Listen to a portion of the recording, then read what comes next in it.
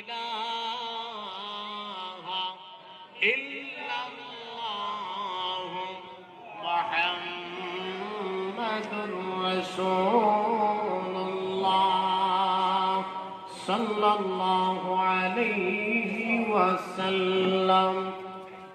সুবহানাকা লা ইলমা লানা ইল্লা মা আল্লামতানা ইন্নাকা আনতাল আলিমুল হাকীম।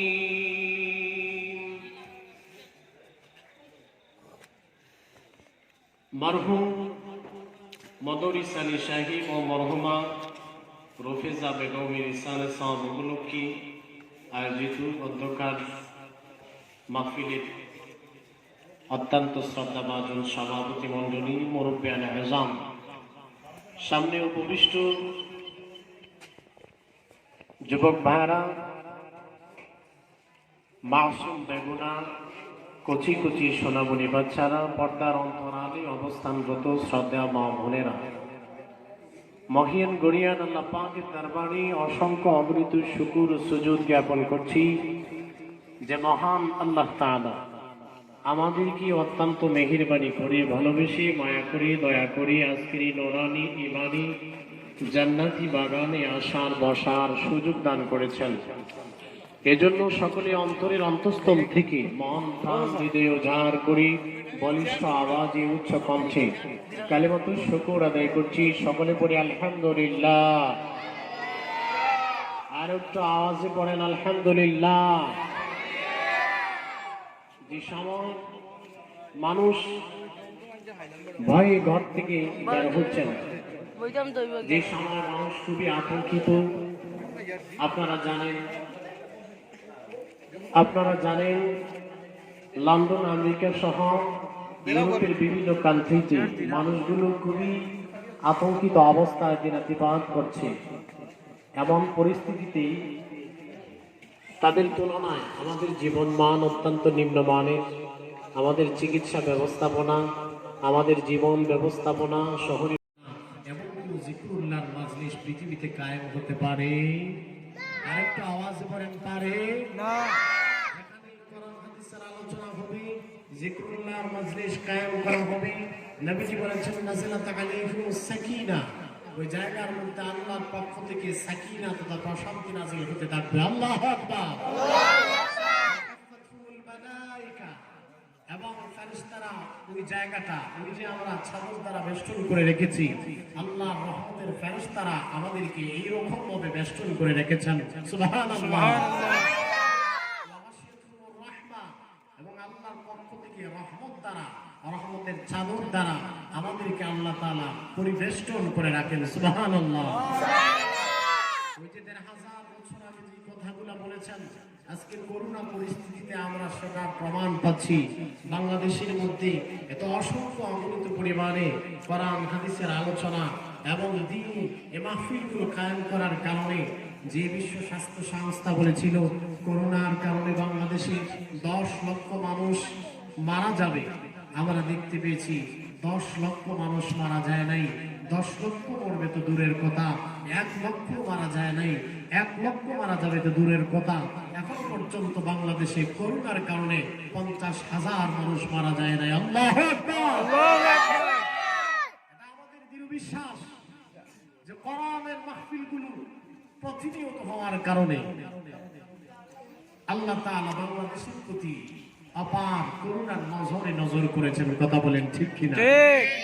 যে সময় মানুষ ঘর থেকে বের হচ্ছে না, আমরা সেই সময় কোরআনের মজলিস সাজিয়েছি। সুবহানাল্লাহ। এবং সরকারও আমাদেরকে মজলিস কায়েমের জন্য পারমিশন দিয়েছে, যদিও প্রথমত কিছু কিছু উল্টা পাল্টা ছিল, শেষ পর্যন্ত সেটা উদ্র হয়ে গেছে যে কোরআন হাদিসের আলোচনা দিন মাহফিলগুলো চলবে, তাতে কোনো বিধি নিষেধ নাই। কারণ কোরআন হাদিসের মাহফিল যেখানে হবে, জিকরুল্লাহর মজলিস যেখানে সাজানো হবে, সেখানে আল্লাহর পক্ষ থেকে রহমত নাজিল হবে। সুবহানাল্লাহ। এজন্য আল্লাহ পাকের শুকর আদায় করছি, আল্লাহ তাআলা যে আমাদেরকে এই পরিস্থিতিতে আজকের এই মাহফিলে আসার সুযোগ দিয়েছেন, তাতে আপনারা খুশি না বেজার? কারা কারা বেজার হাত তুলেন দেখি তো একটু। বেজার আছেন কেউ? সবাই খুশি? মাশাআল্লাহ, চিল্লায় বলেন মাশাআল্লাহ। এই যে আল্লাহ তাআলা সুযোগ করে দিলেন, এজন্য আমাদের উচিত কষ্টে থাকেন অথবা আরামে থাকেন, সুখে থাকেন দুঃখে থাকেন, সব সময় প্রশংসা হবে কার? আরো জোরে বলেন কার? সমস্ত প্রশংসার মালিক কে? আল্লাহ। আরো জোরে বলেন কে? আল্লাহ। প্রশংসা সবই কেবল তোমারি, প্রশংসা সবই কেবল তোমারি, রব্বুল আলামিন। প্রশংসা সবই কেবল তোমারি, প্রশংসা সবই কেবল তোমারি, রব্বুল আলামিন। ঠিক কিনা? ঠিক। আমার নবীজি আনার পবিত্র জবান মুবারকের সাথ বললেন, আজাবুল লিল মুমিনি ইন আসাবাহু খায়রুন হামিদাল্লাহ ওয়া শাকারা ওয়া ইন আসাবাতুহু মুসিবাতুন হামিদাল্লাহ ওয়া সাবারা। ১৩,০০০ বছর আগে আমার আপনার নবী, প্যারা নবী মুহাম্মদুর রাসূলুল্লাহ ইরশাদ করেছেন, মুমিনদের ব্যাপারে আমার বড় আশ্চর্য লাগে, মুমিনদের ব্যাপারে আমি বড় আজীব হয়ে যাই। কেন জানি? মুমিনরা যখন সুখে থাকে, মুমিনরা যখন কোন নিয়ামত ভোগ করে, তখন আল্লাহর পক্ষ থেকে যখন কোনো কল্যাণ লাভ করি, তখন তারা আল্লাহর শুকর আদায় করে, আল্লাহর প্রশংসা আদায় করে, আল্লাহর গুণাগুণ বর্ণনা করে, আল্লাহর স্তুতি আল্লাহর প্রশংসা বর্ণনা করে, আল্লাহর কাছ থেকে যখন কোনো কল্যাণ পায়, যখন কোনো নিয়ামত পায়, তখন আল্লাহর প্রশংসা জ্ঞাপন করে, আল্লাহর কৃতজ্ঞতা বর্ণনা করে। ওয়া ইন আসাবাতুহু মুসিবাতুন হামিদাল্লাহ ওয়া সাবারা। যখন আল্লাহর পক্ষ থেকে যখন কোনো আযাব, কোনো পেরেশানি, কোনো মুসিবত চলে আসে, তখন আল্লাহ তাআলার প্রশংসা জ্ঞাপন করি এবং ধৈর্য ধারণ করে। সুবহানাল্লাহ। এই হাদিসের আলোকে আমার আপনার নবী, প্যারা নবী মুহাম্মদুর রাসূলুল্লাহ দুইটা নির্দেশনা দিলেন। মুমিনরা সুখের সময় আল্লাহর প্রশংসা জ্ঞাপন করবে, মুমিনরা আল্লাহর পক্ষ থেকে কোনো নিয়ামত পেলে প্রশংসা আদায় করবে কার? আল্লাহ। আরো জোরে বলেন কার? আল্লাহ। প্রশংসা জ্ঞাপন করবে, সাথে সাথে আল্লাহর শুকর আদায় করবে। আর মুমিন যখন পেরেশানের মধ্যে পড়ে যাবে, মুমিন যখন কষ্টের মধ্যে পড়ে যাবে, তখন আল্লাহ পাকের প্রশংসা জ্ঞাপন করবে, সাথে সাথে ধৈর্য ধারণ করবে। ঠিক কি না? ভাইরা আমার, মাঝে মধ্যে আমরা ক্ষতির সম্মুখীন হয়ে যাই, আমাদের অনেক কিছু লোকসান হয়ে যায়, অনেক লোকসানে আমাদের মধ্যে চলে আসে। অনেক সময় দেখা যায় আমরা জমিনের মধ্যে ক্ষেত খামার করেছি, কৃষিজীবী ভাইরা যারা আছেন, জমিনের মধ্যে আপনি এই যে কৃষি ক্ষেত করলেন অথবা আপনি হাল চাষ করলেন, আপনি ফসল ফলালেন, কিন্তু আসমান থেকে বৃষ্টি হচ্ছে না, যার কারণে আপনার এই ফসলগুলো নষ্ট হয়ে যাচ্ছে। সেচ না দেওয়ার কারণে আপনার জমিনের ফসলগুলো নষ্ট হয়ে যাচ্ছে। এই মাঝে মধ্যে যদি নষ্ট হয়ে যায়, তাহলে আমরা সবাই আল্লাহরে গালি দিব? হ্যাঁ, আল্লাহরে গালি দিব না। আসমান থেকে বৃষ্টি নাজিল করেন কি? আল্লাহ। আরো জোরে বলেন কি? আল্লাহ। আসমান থেকে যদি বৃষ্টি না হয়, তাহলে জমিনের মধ্যে ফসল ফলবে নাকি? না। এখন এই বর্তমান সময়ে যে খরার মৌসুম আছে, জমিনটা শক্ত হয়ে গেছে, এই শুষ্ক জমিনের মধ্যে আসমান থেকে বৃষ্টি নাজিল করে জমিনটাকে নরম বানায়া, ওই জমিনটাকে কাদা যুক্ত করে দিয়া, ওই জমিনের মধ্যে বীজ বপন করে, ওই বীজ থেকে আবার শস্য দানা উৎপন্ন করে দেন কে? আবার আল্লাহ বলেন, আআনতুম আনজালতুমুহু মিনাল মুজনি আম নাহনুল মুনজিলুন।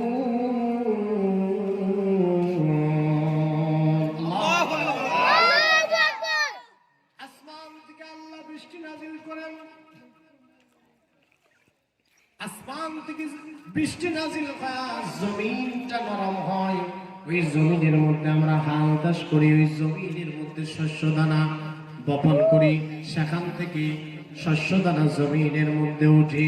আল্লাহ তাআলা যদি এই জমিনের মধ্যে আসমান থেকে বৃষ্টি নাজিলটা বন্ধ করে দেন, তাম পৃথিবীর সবাই যদি হরতাল করে কোনো কাজ হবে? ধর্মঘট করলে কোনো কাজ হবে? আল্লাহ বৃষ্টি বর্ষণ বন্ধ করে দিলে ওই আসমান থেকে বৃষ্টি নাজিল করার ক্ষমতা কারো আছে? আল্লাহর পক্ষ থেকে একটা নেয়ামত, বৃষ্টি আল্লাহর পক্ষ থেকে নেয়ামত। বনি ইসরাঈলের নবী হযরত মূসা আলাইহিস সালাতু ওয়াস সালাম তুর পর্বতে যাইতেন ওহী আনার জন্য। তাওরাত কিতাব নাজিল হতো, আল্লাহর সাথে কথাবার্তা বলতেন তুর পাহাড়ে যায়া মূসা আলাইহিস সালাতু ওয়াস সালাম। এজন্য মূসা নবীর নাম হলো কালিমুল্লাহ। মূসা নবীর লকব কি? কালিমুল্লাহ। কালিম শব্দের অর্থ হচ্ছে কথাবার্তা, আল্লাহর সাথে কথাবার্তা বলেছেন, এজন্য ওনার লকব, ওনার উপাধি হচ্ছে কি? কালিমুল্লাহ। মূসা আলাইহিস সালাতু ওয়াস সালাম আল্লাহর সাথে কথা বলার জন্য তুর পর্বতে যাচ্ছেন। এমন সময় রাস্তার কিনারে একটা গর্তের মধ্যে কিছু হাঁসগুলো গর্তের মধ্যে পড়ে আছে, পানি নাই। পানি না থাকার কারণে হাঁসগুলোর কষ্ট হচ্ছে। হাঁসগুলোর জবান আমার আল্লাহ খুলে দিলেন। হাঁসগুলো ডাক দিয়া বলে, নবী মূসা আপনি কোথায় যাচ্ছেন গো?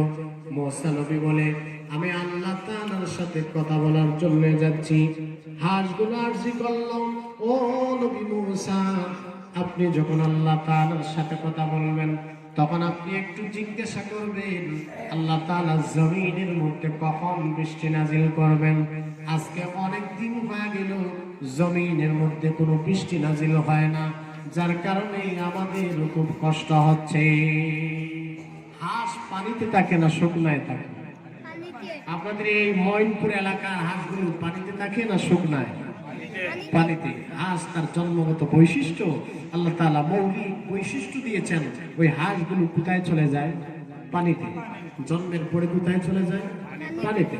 অনেক সময় দেখবেন যে মুরগির নিচে যদি হাঁসের ডিম দ্বারা বাচ্চা ফুটানো হয়, ওই বাচ্চা ফুটার পরে দুনিয়াতে আসার পরে একদিন পরে অথবা 2 দিন পরে হাঁটা যখন শিখে ফেলে তখন মনেতে দৌড়ে দৌড়ে পানিতে চলে যায়, ঠিক না?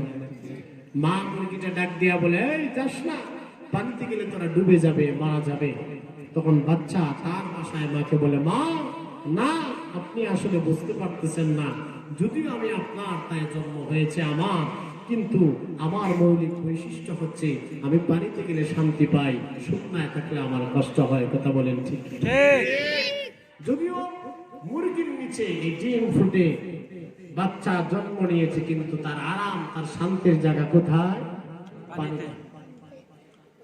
হাঁসগুলো ডাক দিয়া বলে, নবী মূসা অনেকদিন হয়ে গেল আসমান থেকে বৃষ্টি নাজিল হচ্ছে না, আমাদের কষ্ট হচ্ছে গো, আপনি জিজ্ঞাসা করবেন কখন বৃষ্টি হবে।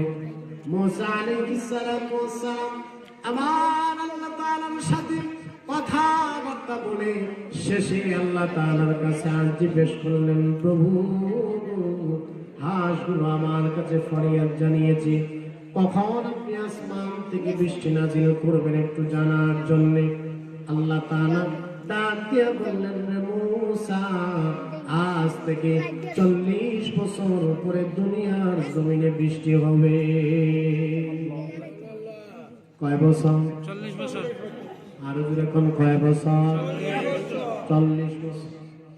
মূসা আলাইহিস সালাতু ওয়াস সালাম ওই তুর পর্বত থেকে যখন ফেরত আসলেন, হাঁসগুলোর সাথে আবার সাক্ষাৎ হয়ে গেল। হাঁসগুলো ডাক দিয়ে বলে, মূসা আপনি কি আমাদের আরজির কথা আল্লাহর কাছে বলেছিলেন?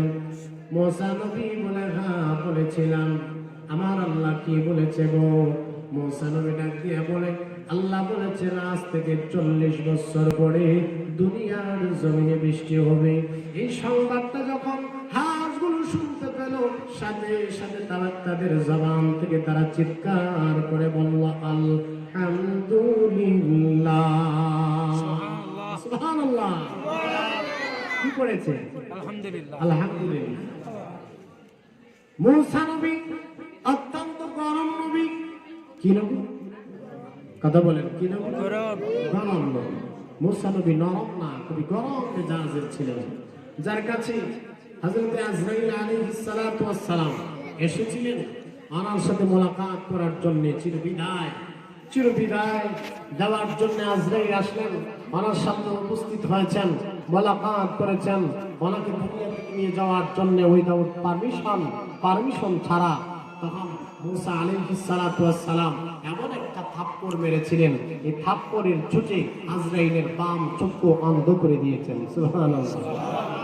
কথা বুঝেন নাই? নবীদের কাছে আসতে হলে আজরাইলের কি লাগে? পারমিশন লাগে। কি লাগে? পারমিশন। আমাদের কাছে আসতে আজরাইলের পারমিশন লাগবে না। কার পারমিশন লাগবে? হাত তুলেন তো। যে আমাদের নিতে বলে আজরাইল পারমিশন নিয়ে আসতে হবে যে আপনি থাকবেন না, যাবেন, আল্লাহ পাঠাইছে বলার জন্য। এমন কিছু এখতিয়ার আছে আমাদের? না। নবীদেরকে পৃথিবীতে নিয়ে যাওয়ার জন্য আজরাইল এসে পারমিশন চাইতো। কি চাইতো? পারমিশন। নবীদের শান, নবীদের মর্যাদা। তো পারমিশন ছাড়া আজরাইল আসলো, আর মূসা নবী রাগান্বিত হয়ে এমন চুরে একটা থাপ্পড় মারলেন। গরম নবী তো আজরাইলের চক্ষুটা অন্ধ করে দিয়েছিলেন। আজরাইল কেঁদে কেঁদে যায় আল্লাহর কাছে বিচার দেয়, নালিশ দেয়, আল্লাহ এমন নবীর কাছে আমাকে পাঠাইলা, ওই নবী আপনার নবী মূসা আমারে থাপ্পড় মেরে আমার চক্ষুটা অন্ধ করে দিয়েছে। আল্লাহ বলেন, আমি তো আগেই তোমাকে বলেছিলাম যে আমার নবীদের কাছে যেতে বলে পারমিশন ছাড়া যাওয়া যাবে না। তুমি রং করলা কেন? গরম নবী।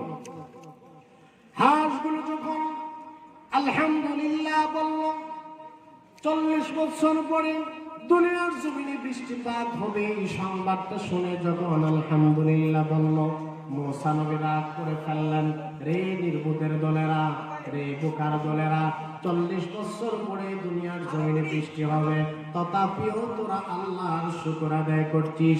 রে বোকার দলেরা, 40 বছর পরে যদি বৃষ্টি হয়, ওই বৃষ্টির একটা ফুটা তো তোদের ঠোঁটে ঢুকবে না।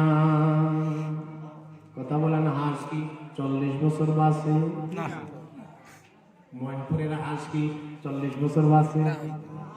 হ্যাঁ, 40 মাস বাঁচবে তাও কি আছে কোনো গ্যারান্টি?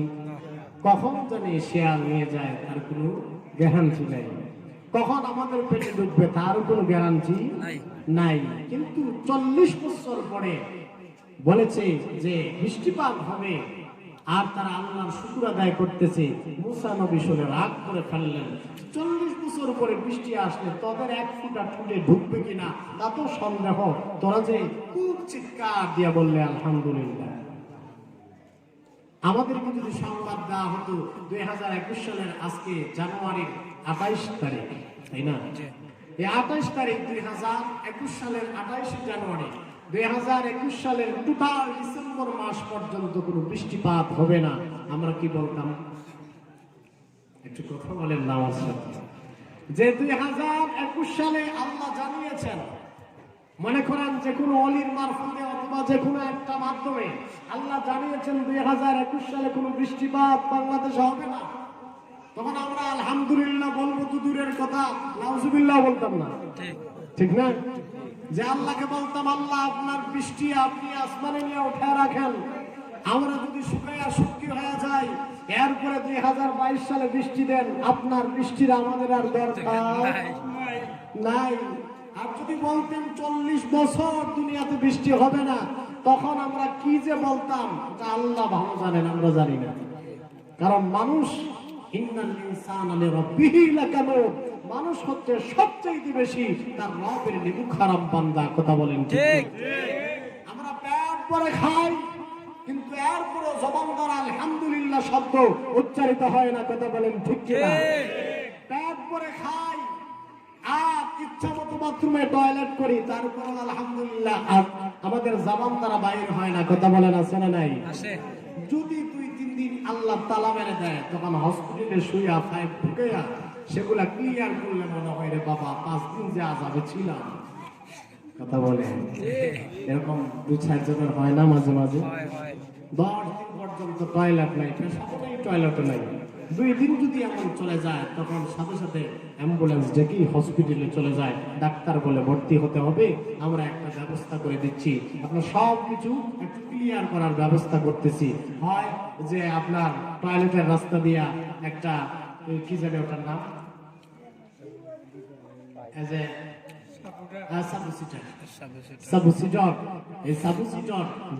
আপনার টয়লেট ক্লিয়ার করতে হয় মেডিসিনের মাধ্যমে। কিন্তু আমরা কত মুসলমান ইচ্ছা মতো খাইলাম আর ইচ্ছা মতো একবার না প্রয়োজনে 5 বার বাথরুমে যাই, ইচ্ছা মতো আরামে আমরা টয়লেট করি, এরপরে আমাদের জবান দ্বারা আলহামদুলিল্লাহ বাইর হয় না। এত বড় নিরুখ হারাম আমরা ইনসান। কথা বলেন ঠিক কিনা? এজন্য আমার নবীজি দোয়া শিখাইয়া দিয়েছেন, তোমরা এই কষ্টদায়ক বস্তুগুলো থেকে যখন পরিত্রাণ পাবে তখন আল্লাহর প্রশংসা আছে না নাই? আমার নবীজি বলছেন, ওয়াফারানাকা আলহামদুলিল্লাহিল্লাযী আযহাবা আন্নিল আযা ওয়া আফানি। আমি আল্লাহ তাআলার কাছে কারণ নিচে জিকির করেন, লা ইলাহা ইল্লাল্লাহ, লা ইলাহা ইল্লাল্লাহ, লা ইলাহা ইল্লাল্লাহ,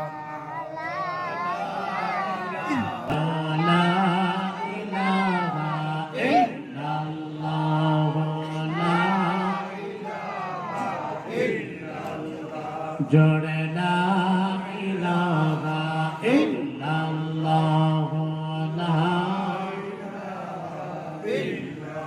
কত দূরে মদিনা, আল্লাহ ইমানদারের ঠিকানা, কত দূরে মদিনা, আল্লাহ ইমানদারের ঠিকানা। তোমরা বোঝাও কেন বোঝাও না, তোমরা বোঝাও কেন বোঝাও না, ভাই ঈমান হলো মদিনা, লা ইলাহা ইল্লাল্লাহ, জোরে লা ইলাহা ইল্লাল্লাহ, লা ইলাহা ইল্লাল্লাহ, লা ইলাহা ইল্লাল্লাহ, লা ইলাহা ইল্লাল্লাহ, লা ইলাহা ইল্লাল্লাহ, লা ইলাহা ইল্লাল্লাহ, লা ইলাহা ইল্লাল্লাহ, মুহাম্মাদুর রাসূলুল্লাহ সাল্লাল্লাহু আলাইহি ওয়াসাল্লাম।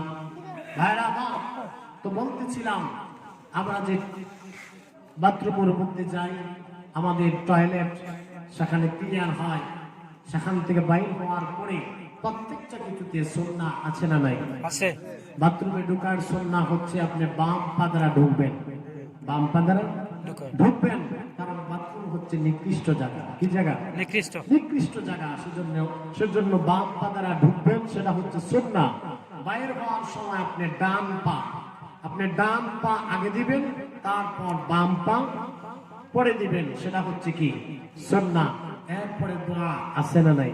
আছে।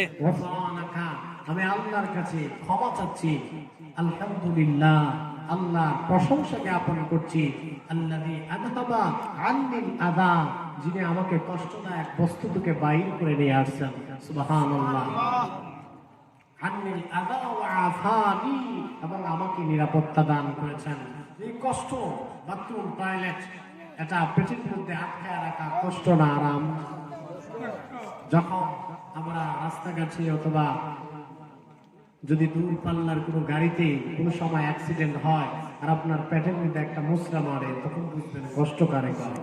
ঠিক কিনা? ঠিক। ড্রাইভারকে বলবে না এটা গাড়ি থামা, আমার জান বাইর হয়ে যায়, ওটা ক্লিয়ার না হওয়া পর্যন্ত শান্তি নাই। এজন্য নবীজি দোয়া শিখিয়ে দিয়েছেন, এই কষ্টদায়ক বস্তু থেকে যিনি আমাকে পরিত্রাণ দিলেন এবং যিনি আমাকে নিরাপদ দান করলেন, ওনার প্রশংসা জ্ঞাপন করছি। সুবহানাল্লাহ। মানুষ প্রত্যেকটা বস্তুর মধ্যে যা কিছু গ্রহণ করে, যা কিছু বর্জন করে, যা কিছু দেখে, যা কিছু শুনে, সবটা হলো আল্লাহর নিয়ামত। বান্দা আল্লাহ তাআলার নিয়ামত গ্রহণ করে, নিয়ামত ভোগ করে শুকর আদায় করবে, সেটাই হচ্ছে আমাদের জন্য করণীয়। আমরা সব সময় আল্লাহর নিয়ামত ভোগ করে বলবো আলহামদুলিল্লাহ। কি বলবো? আলহামদুলিল্লাহ। আমরা রাত্রিবেলা যখন ঘুমাইতে যাই, ঘুম হলো আল্লাহ তাআলার পক্ষ থেকে নিয়ামত। ঘুম আল্লাহর পক্ষ থেকে নিয়ামত।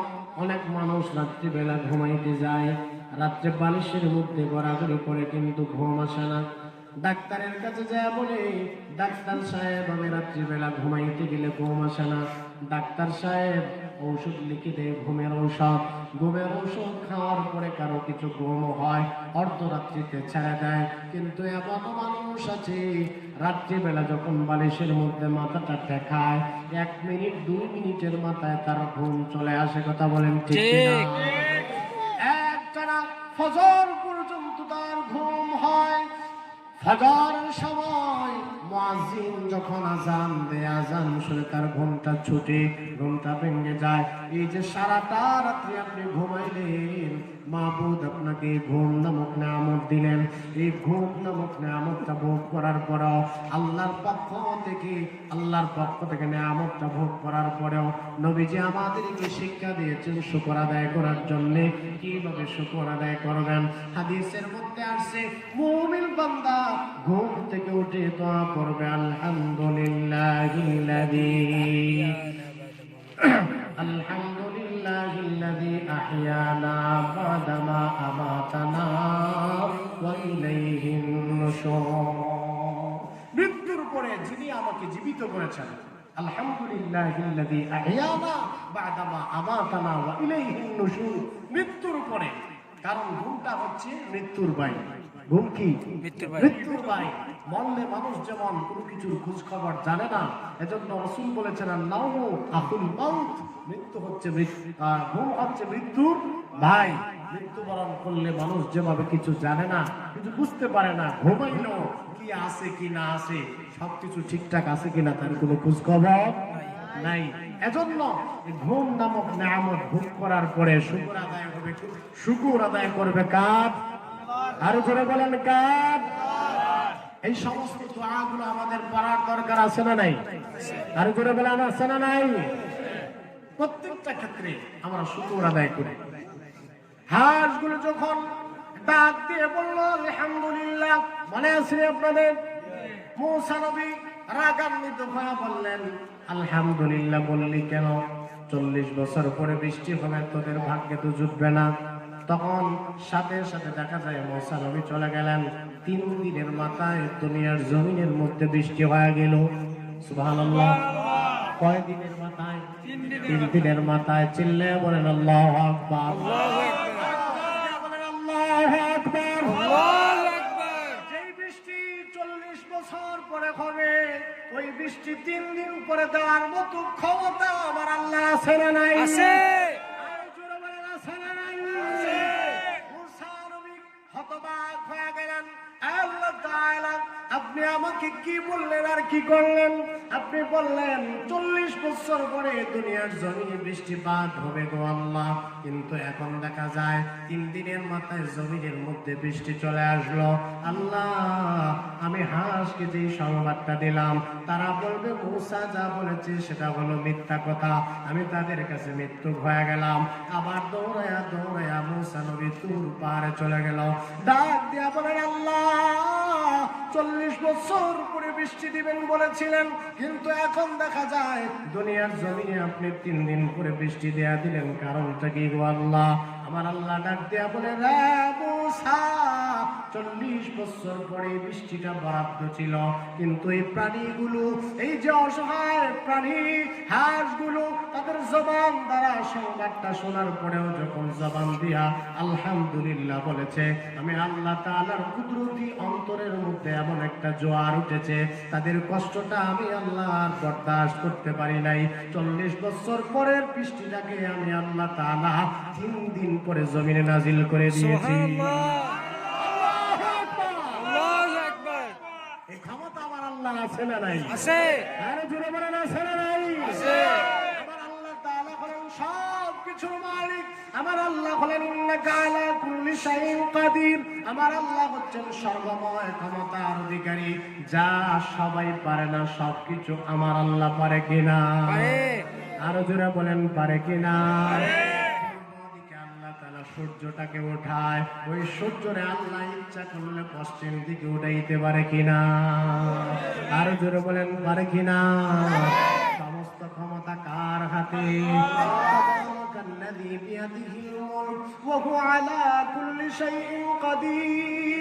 সমস্ত রাজত্ব, সমস্ত মুলকিয়ত, সমস্ত রাজত্ব হচ্ছে আমার আল্লাহ তাআলার হাতে। তিনি যা ইচ্ছা তা কিছু করতে পারেন। কুলিল্লাহুম্মা মালিকাল মুলকি তুতিল মুলকা মান তাশা ওয়া তানজিউল মুলকা মিম্মান তাশা। আমার আল্লাহ বলেন, নবীজি আপনি জানা দেন পৃথিবীর মানুষগুলোকে, তাশা তিনি যাকে ইচ্ছা রাজত্ব দান করেন, ওয়া তানজিউল মুলকা মিম্মান তাশা যার কাছ থেকে ইচ্ছা রাজত্ব ছিনায়া আনেন। কথা বলেন ঠিক কি না? ঠিক। রাজত্ব দেওয়ার মালিক কে? আল্লাহ। রাজত্ব নেওয়ার মালিক কে? আল্লাহ। সম্মান দেওয়ার মালিক কে? আল্লাহ। আবার ওই সম্মানের চেয়ার থেকে নামায়া বেইজ্জত করেন কে? আল্লাহ। সম্মানের চেয়ারে যারা বসেছো তারা মনে করো না আজীবন সম্মানের চেয়ারে বসে থাকবা। ওই সম্মানের চেয়ার থেকে ধুলসাৎ পুষ্টা মেরে লাথি মেরে ফেলে দিয়া আবার লাঞ্ছিত করেন তিনি কে?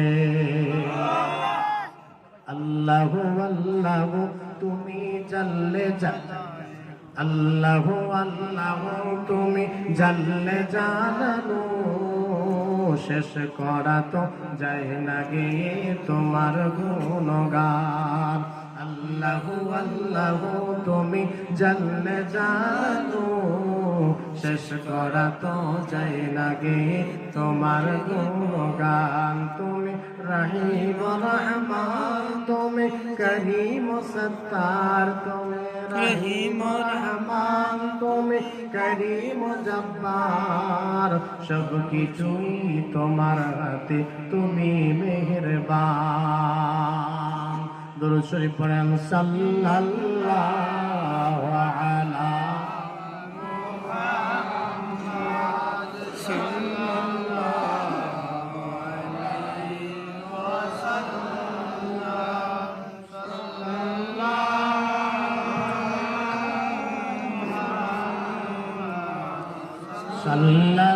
সাল্লাল্লাহু আলাইহি فمحمدنا هو سيدنا فالعز لنا لإجابته صلى الله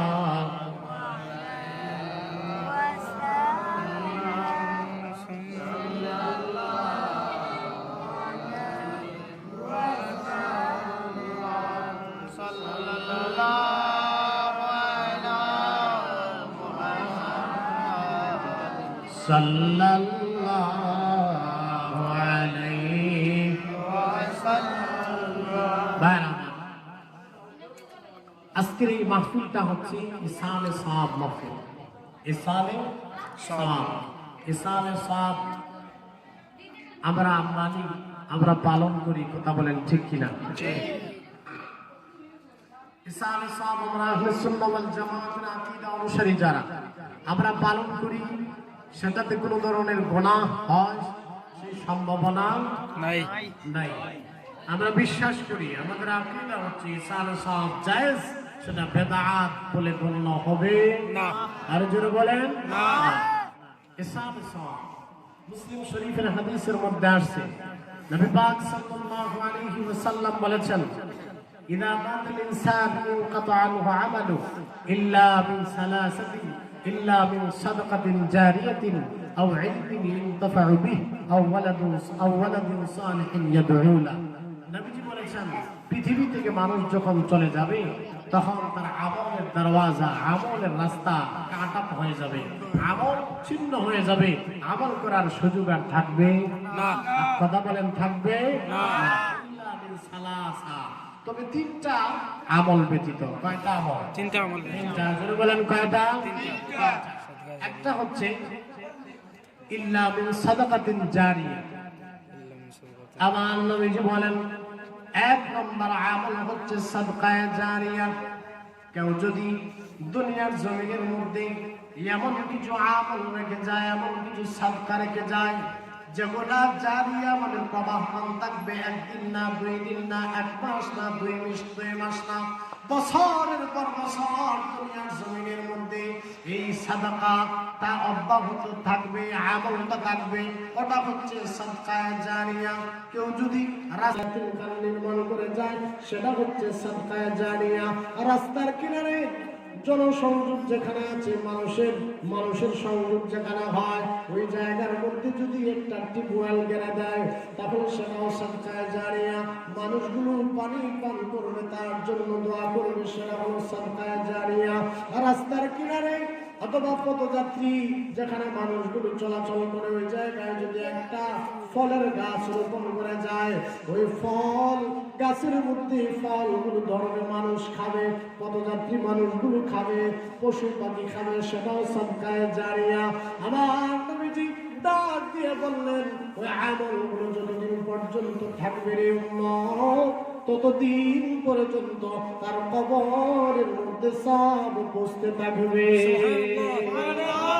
এটা হচ্ছে ইসালে সাহাবের একটা পন্থা। ইসালে সাহাবের একটা পন্থা। 2 নম্বর পন্থা হলো এই কাজগুলো করতে হলে টাকা পয়সার প্রয়োজন আছে না নাই?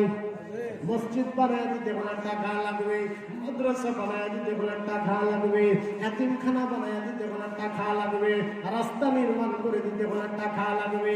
কিন্তু আপনার যদি টাকা পয়সা না থাকে, আপনি সামর্থ্যবান সচ্ছল মানুষ না হন, তাহলে নবীজি বলছেন ইলমিন ইউনতাফাউ বিহি, আপনি যদি আলেম হন, আপনি যদি দ্বীনি ইলম জানেন, তাহলে দ্বীনি ইলম যদি শিক্ষা করেন এবং করান, মানুষের কাছে ইলম প্রসার করেন, তাহলে যতদিন পর্যন্ত আপনার মাধ্যমে ইলম শিখে একজন থেকে আরেকজন, একজন থেকে আরেকজন, যতদিন এই ইলমগুলো জমিনের মধ্যে প্রসার হতে থাকবে, ততদিন পর্যন্ত আমার আল্লাহ আপনার কবরের মধ্যে সব পৌঁছাতে থাকবে। এক্সাম্পল স্বরূপ বোঝায় দেয় আমাদের সকলের কারিয়ানা। আমরা যে সহিহ শুদ্ধভাবে কোরআন শিখেছি, আমাদের কারিয়ানার সনদ হচ্ছে আমাদের পীর মুর্শিদ আল্লামা ফুলতুলি সাহেব কিবলা রাহমাতুল্লাহ আলাইহি। বাংলাদেশ সহ বিশ্বের বিভিন্ন জায়গায় মানুষগুলা কোরআন শিখেছে, ওসিলা বলেন আমাদের পীর মুর্শিদ। নাম বলেন আব্দুল লতিফ চৌধুরী। আমাদের পীর মুর্শিদ সাহেব কিবলা ফুলতুলি নাম রেখেছিলেন আব্দুল লতিফ চৌধুরী ফুলতলি সাহেব। ফুলতলির পীর সাহেব বললে সকলেই চিনে। নামের চাইতে জায়গার দাম বেশি। আপনার সুনামের চাইতে আপনার এলাকা ময়ূরপুরের সম্মান ইজ্জত বেশি না কম? আপনি একক নামে পরিচিত হবেন, তার চাইতে গোটা এলাকার মধ্যে আপনাকে চিনবে মানুষ যে ময়ূরপুরের মানুষ, ময়ূরপুরি হুজুর। যদি একজন হয় তাহলে পরিচিতি থাকবে ময়ূরপুরি হুজুর। ফুলতলি এই ছোট্ট একটা জায়গা, কিন্তু এই ফুলতলি এই মাটির জমিনের দাম আল্লাহ তাআলা এত বাড়িয়ে দিয়েছে, তামাম পৃথিবীতে ফুলতলি নাম বললে সবাই চিনে। কথা বলেন ঠিক কিনা? আর জোরে বলেন ঠিক কিনা? নাম আব্দুল লতিফ চৌধুরী সকলে চেনে। পীর মুর্শিদ এই কোরআনের খেদমত করে গেছেন। আমরা ওনার কাছ থেকে সহিহ শুদ্ধভাবে কোরআন শিখেছি। শুধু আমরা শিখি নাই, আমরা এখন শিক্ষা দিচ্ছি। আমাদের ছাত্ররা আছে, আমাদের ছাত্ররা আবার তার অন্য ছাত্র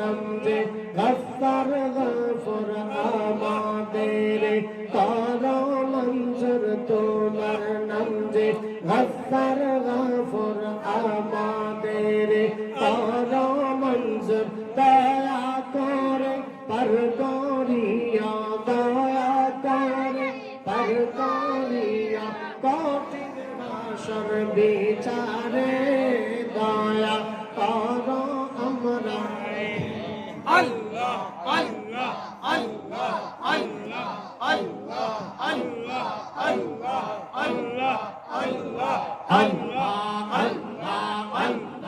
আল্লাহ আল্লাহ আল্লাহ লা ইলাহা ইল্লাল্লাহ মুহাম্মাদুর রাসূলুল্লাহ সাল্লাল্লাহু আলাইহি ওয়াসাল্লাম। বারামান 3 নম্বরে সালের অন্য পন্থা বলেছি, যেটা হচ্ছে ওয়ালাকুম সালেহুন ইয়াদউলা।